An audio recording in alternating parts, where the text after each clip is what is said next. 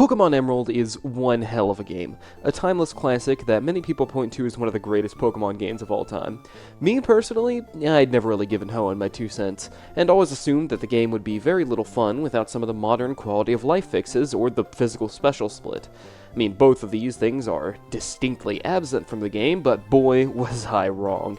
This game is genuinely incredible. I was shocked at just how much of a good time I had dashing through it for this challenge, and today I'll be showing you my attempt at a Pokémon Emerald Hardcore Nuzlocke. First, I must ask for a second or two of your time. It's come to my attention that this channel is no longer at 10 subscribers.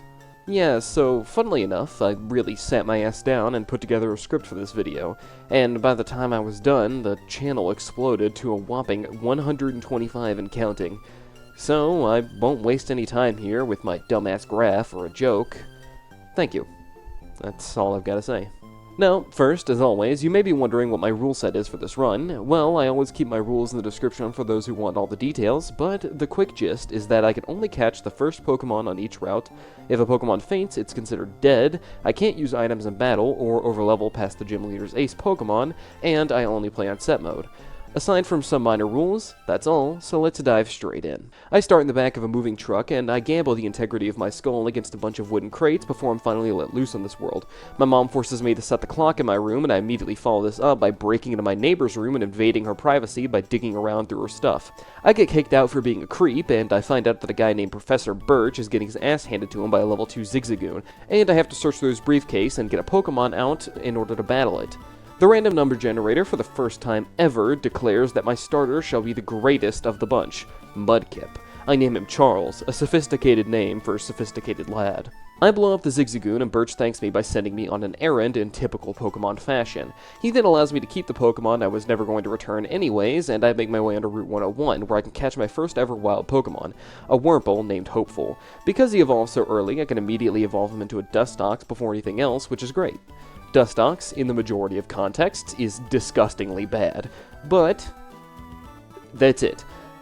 He does at least get a few tools, but he is going to fall off fast and hard.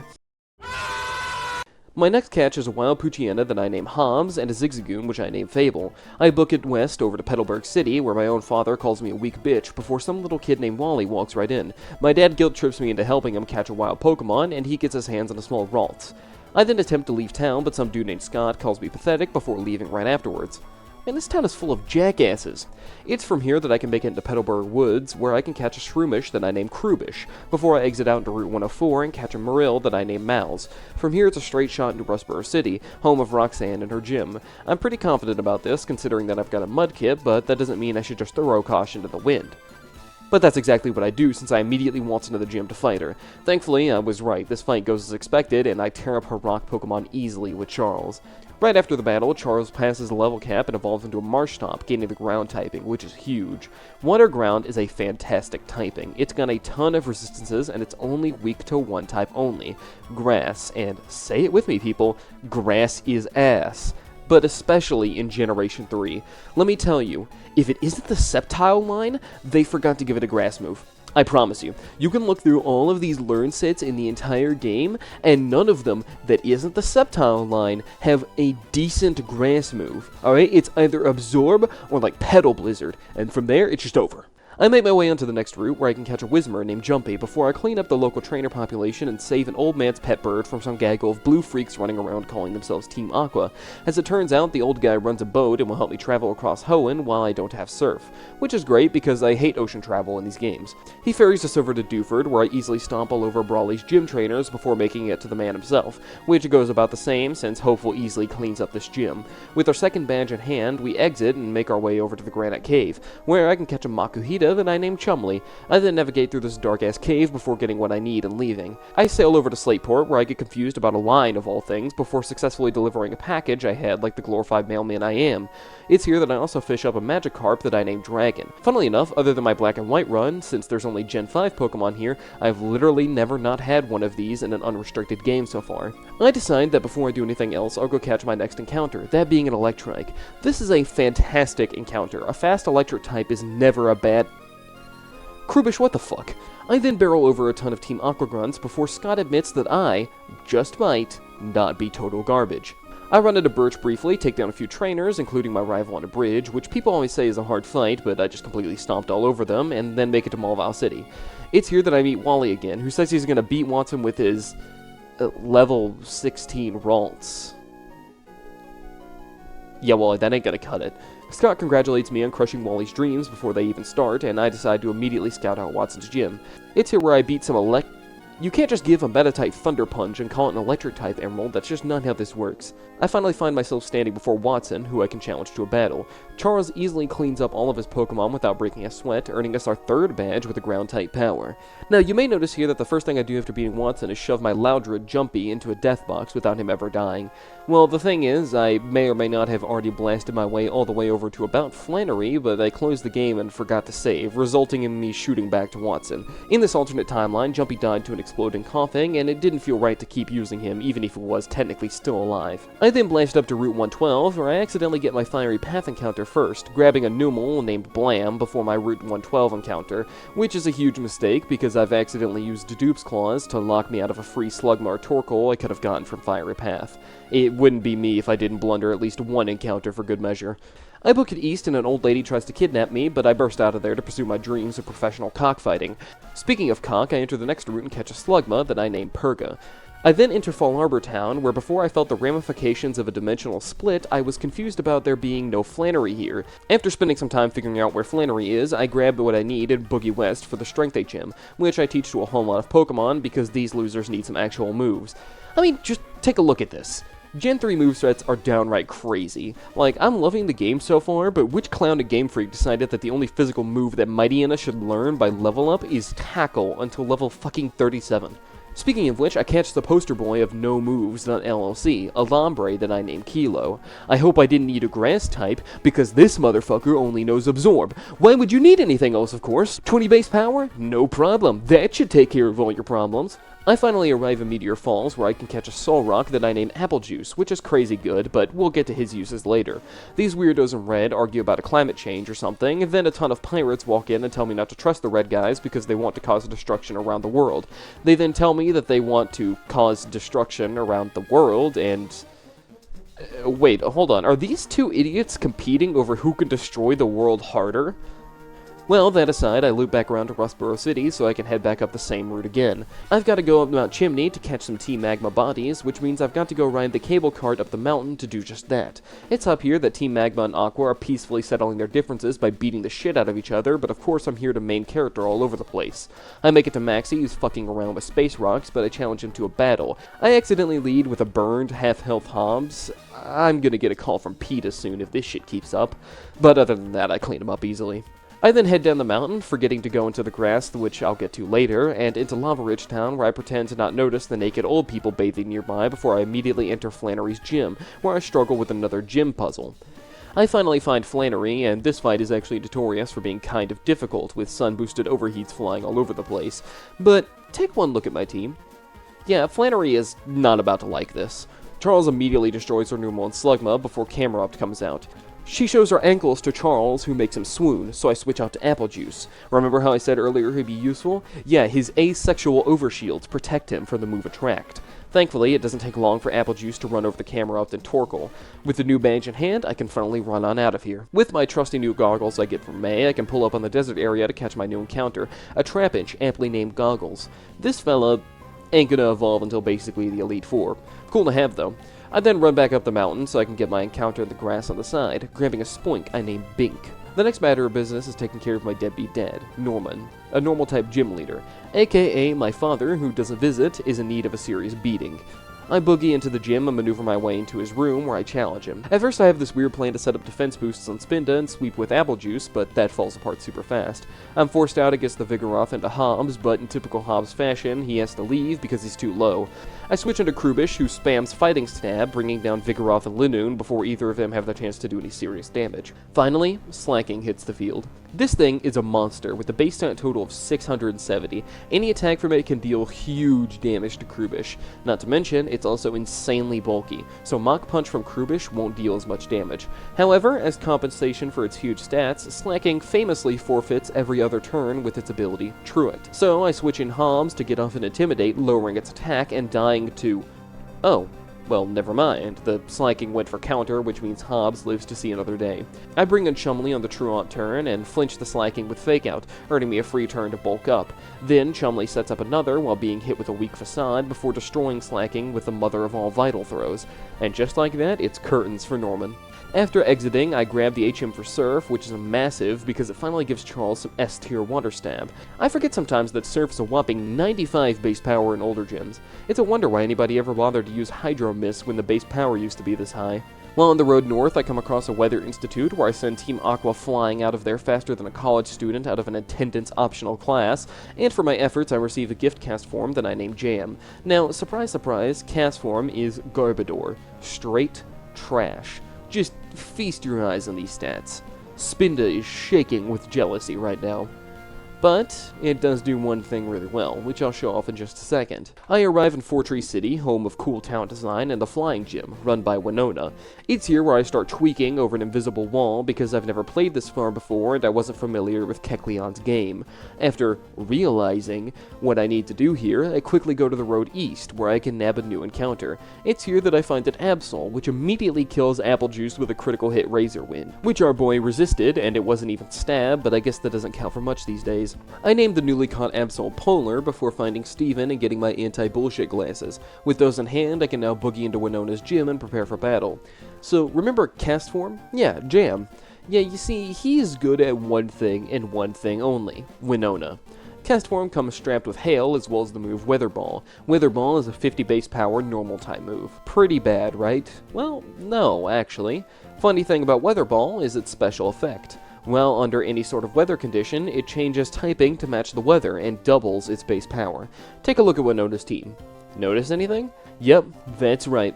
This low-tier garbage is about to be my answer to Winona, thanks to the powerful super effective Ice Stab Jam is about to drop all over him. I lead Jam into Swablu, and he immediately sets up Hail and then kills it with Weather Ball. Skarmory comes out right after, so I switch to Bink, who hits it with Shockwave until it dies. Next, the Tropius comes out, so I switch right back into Jam, who destroys it just like Swablu. Next, Pelipper comes out, and if you're seeing a pattern here, you're 100% right. I bring out Bink, who kills it with Shockwave, and Altaria comes out, so I immediately hit it with a Confuse Ray, before switching out into Jam, who blasts it with a Weather Ball, taking it down in another single hit. Right after this gym, Charles finally reaches the final level of sophistication and evolves into the mighty and elegant Swampert. Following this, we burst east, past a few trainers and into Lily Cove City, where I nab a Pokeblock case and immediately whip it around into the Safari Zone, where I grab a Natu named 3, who suffers from no-move syndrome just like many others on our squad. I sail off to the tower sitting in the ocean, annihilate a fuck-ton of trainers, catch a Shuppet that I named Dupper, get lost and confused as usual, before finding Team Magma, who I battle until they fuck off with the Blue Orb. As it turns out, they took it back to the same mountain from earlier, so I head there where I go and find Team Magma hideout. It's in here that I catch a wild Geo, which they toss a ground on, who's absolutely not a Cowboys fan, and fucks off with a mean morning temper. I then fly back over to Slayport where Team Aqua announces that they're doing a crime before stealing an entire submarine. I immediately go to the Aqua hideout and then blast through the sea of grunts. See what I did there? Before grabbing the Master Ball and beating up a slightly bigger Aqua Grunt and finding out that Archie has fucked off to some underwater cavern. I would go deal with that, but I need to fight some kids first. I burst into Tate and Liza's gym, run through the 40 millionth teleportation puzzle out there, and finally reach the 2 for the battle. And let's be honest, this gym will be nice and easy. What? I lead Charles into Dupper. Dupper starts by immediately dying, and Charles follows it up with the Surf. Oh wait, Dupper's fucking dead. Oh, oops. Bink comes out, and Charles manages to take down the Claydol and weaken Xatu. However, both are getting too low to stay in, so I switch in Dragon and Polar as pivots. Dragon almost dies to a critical hit Psychic and Solar Beam, but he does take Solrock down to the red, and Polar kills the Xatu. Not having many switch outs, I leave Dragon in to Hydro Pump the Lunatone down into the red. However, it actually crits and instantly kills it, but sadly the Solrock takes out Dragon right afterwards. Several turns later, and finally the fat-ass Rock dies to Blam and Polar's combined efforts. Now you might be wondering after all that, why I didn't just use Hobbs, an extra dark type. So with the new level cap, I could finally evolve Goggles into a Flygon as a brand new team member. It's finally time that I take care of that whole Archie thing too, so I grab the TM for Dive and go looking for him. Upon finding the underwater cave, I remember that wild encounters exist, so I grab a Zubat named Noisy Boy that I don't use, and I lost Mouse to a Golbat-related car accident. After blasting through about 100 Aqua Grunts, I find Archie throwing a red orb at Kyogre, but being a Cowboys fan, he hates that shit and bursts out of the cave to go run hands with Groudon. As it turns out, flooding or unfloating the Earth is a pretty bad idea, but Kyogre and Groudon plan on doing both at the same time during their continental boxing match. At Sutopolis, Steven and this Wallace dude tell me to go wake up a big green sky worm to mom them into knocking it off. So I climb up the entire pillar and wake up the Noodler, who goes to tell the two legendary beasts to stop fighting over who gets to use the Xbox and just leave already. With that done, I can finally fight the 8th gym, run by Juan, the water-type gym leader. Which might actually be tough, because Lieutenant Surge style, this guy's an asshole. I really appreciate Game Freak for just handing a random gym leader double team every once in a while. Really helps with the gameplay. Really enhances the Pokemon experience. Either way, I've actually got a good plan for this time around to deal with these accuracy hacks. Funny thing is, Juan's Pokemon is mighty and overwhelming. It's Love Disc, guys. Look guys, Love Disc, it's the pre-evolution to a Lolomola. Yeah, this thing is set up funner, and funny thing is, Bink is a sleeper hit of a Pokemon. It gets access to early Psychic and the Calm Mind and Shockwave TMs, which means that after spamming Calm Minds on top of the Love Disc, he one-shots literally every single member of Juan's team easily, Bink clutching up like he's Whimsicott or some shit. With all 8 gyms done, it's finally time for Victory Road, so I pull up on it. However, super early into the trip, Wally? You know, I heard he was a rival in this game, but you see the guy like twice early on, then he suddenly disappears for the rest of the game. Well, either way, it's time to fight. He leads Altaria and I lead Goggles. Goggles blasts it down with a slew of Dragon Breaths until it goes down. His Delcatty comes out next, and Goggles easily takes it down with an Earthquake and a Dragon Breath. Next, in a shocking move, he sends out Magneton, who, you could have guessed, dies to Earthquake. He then sends out Roselia, who also dies to Earthquake, and finally his Gardevoir comes out, who also dies to Earthquake. Wow, how different from our last fight, huh? After cleaning through Victory Road, I finally arrive at the Pokemon League, where I need to plan on how I'm going to deal with the Elite Four. I spent some time coming up with an Elite Four team, which I believe is pretty solid, including Table, an Oddish I caught a while back, and forgot to even mention that I've evolved into a Vileplume. In case it wasn't obvious, he's only emergency anti-Wallace funds. First up is Sydney, the Dark-type trainer, and, well, Chumley's here to solve any problems with that. I mean, here, let me shorten this up for you. Bulk up, then 5 consecutive Vile throws. I mean, what did you expect? For them to somehow beat a Hariyama? Yeah, no, Sydney is cooked. Next up is Phoebe. She leads with the Dusclops, and I with Hobbs. Hobbs takes it down to half using Crunch, and the Dusclop uses Shadow Punch for basically no damage. Hobbs hits another Crunch and gets confused by the Dusclops. After a lot of confusion, hacks, and Shadow Punches, the Dusclops goes down. Right after, the Bayonet comes out and gets 2-shot by Hobbs. The Sableye comes out next, so I have Table come in and Toxic stall it down until it dies. Then the second Bayonet follows it up. Table lands a Toxic before getting forced out. I bring in Chumley and click a Bulk Up to endure a little longer and deal more Toxic damage to Bayonet. However, as it turns out, this Bayonet has Psychic, so Chumley is out of here and into Bink, who easily takes the predicted Psychic. Bink then destroys it with a Psychic of his own. The last Dusclops comes out. Bink can't take too much more punishment, and I need to safe switch out, and, well, I only brought Hobbs for this one fight, so his time is up. I send him in to do a little work before inevitably dying. This then allows me to bring in Charles, who takes it out. And next up is Glacia, the Ice Leader. Now, thankfully for me, I've got Chumley, a Hariyama with Bulk Up and no miss Vital Throws, as well as Thick Fat, which halves the damage taken from Ice-type moves, so he's more than ready to take her down. He bulks up twice and then destroys the first Glalie, followed by a Spheal, and then the second Glalie. He then takes the Wall Rain down into the red, and then sadly dies. However, we have Bink to come in and take care of what's left of Wall Rain, defeating her. The last Elite Four member is Drake, and I'm kind of worried about this. My best answers are Goggles, who is weak to Dragon types, and Charles, who is relying on a 70% accurate Blizzard. However, without any others, I decide that this will just have to do. He leads Bagon and I lead Charles. Charles manages to take it down with only a few Earthquakes, and following it comes out the Altaria. Charles instantly nails it with a Blizzard, taking it down in just one hit. Following this, the Kingdra comes out, and Charles, like the goat he is, takes it down with only 2 Earthquakes. Next is Flygon comes out, and since this is a blatant violation of Goggles' copyright, Goggles comes out to take him down in a 1v1. He succeeds with only a few dragon breaths, however the big bad Salamence comes out. Goggles honorably fights to his last breath and perishes here at the hands of the mighty Salamence. Charles comes out to avenge him with a blizzard, and after one scare involving missing one, he manages to hit the second, kill it in one mighty blow. I imagine you started to think by this point, how am I going to beat Wallace with only 2 Pokemon? Well, to be honest, I only need 1 to beat that clown. I've been playing pretty fast and loose with the others because of that mere fact. That and I'm pretty lacking in the brain cell department. First up is Wallace's Wailord. Now, it knows Water Spout, which is a huge problem. However, because I know Bink has that dog in him, I risk the crit and go for a Calm Mind. He just hits a double edge anyways, so it's fine. Bink sets up a second Calm Mind as the Wailord just goes for a Rain Dance. And knowing I'm pushing my luck, I have Bink blow it up with a Psychic. Next up is his Tentacruel, who outspeeds and hits Bink with a Toxic, which would normally be trouble, but Bink here has a secret weapon, a Pecha Berry. That's right, I thought about something, a rare and incredible event, I know. You can stop clapping now. Bink slams it with a Psychic, taking it down, and out comes his Ludicolo. This Ludicolo sets up a ton of double teams, which is the worst mistake of its life, because Bink uses that chance to set up more Calm Minds. He then runs it over with 2 more Shockwaves, which can't miss. Gyarados meets the same fate, and finally Milotic comes out just to die like the rest of Wallace's Shambons. Yep, Wallace just got soloed by Bink the Grumpig. I mean, Charles wasn't even essential, he was just there for insurance. Right after this, I'm crowned champion of the Hoenn League, and just like that, I've beaten my Pokemon Emerald Hardcore Nuzlocke.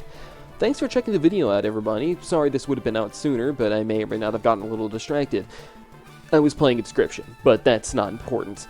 And funnily enough, I actually recorded this before my Bug Types Only challenge. It just took me a second to get around to it because I was being a little difficult in editing all of this. But that's not to say there won't be more videos. I've noticed that the channel has been growing pretty rapidly from what I expected, so I'll be putting a lot more effort into getting the channel more content soon.